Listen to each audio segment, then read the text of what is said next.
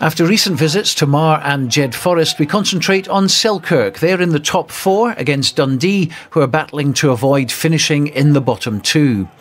The first points came on 12 minutes when Lewis McNamara failed to deal with a loose ball, letting in Connor Higgins for the first try of the game, converted by Rory Banks.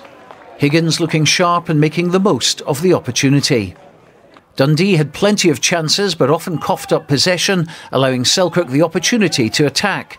Darren Clapperton here putting in an excellent kick towards touch, Dundee under pressure, forcing them to clear, giving Selkirk a good chance to pile more pressure on the Taysiders.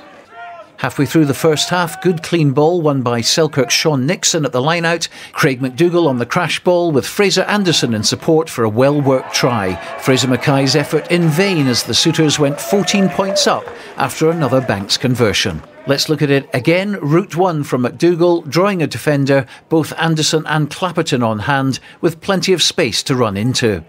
To their credit, back came Dundee, Andy Dimmock in control at the back of the scrum, Ross Aitken looking for a gap in the Selkirk defence, but brought down by a combination of Craig McDougall and Callum McComb, but managing to recycle the ball.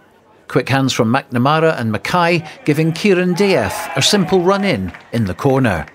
Right on time, Dundee increased their score with a Fraser Mackay penalty, which finally went over off the woodwork, setting up an interesting second period.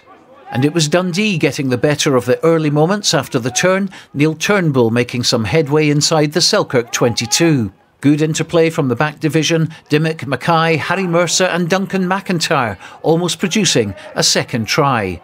On 50 minutes, Selkirk made the most of an opportunity with 3 or 4 pick and drives towards the line. McComb fed to Banks, who saw Clapperton lurking on the left. An inch-perfect pass saw him collect and sidestep past Death, and Selkirk were back in control. Well worth seeing this again, Banks finding Clapperton out on the left, suddenly daylight between the two sides at 21-8. Selkirk went looking for the all-important bonus try. They nearly got it towards the end of the match. Craig McDougall opening up the Dundee defence, putting substitute Ryan Cottrell away, but good defensive work from Death and Mackay stopped him in his tracks.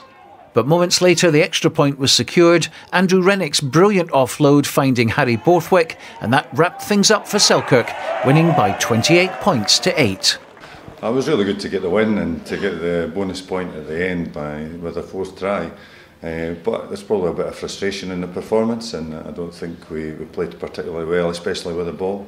Did okay defensively, but with the ball we're just a bit disappointing, made a lot of errors.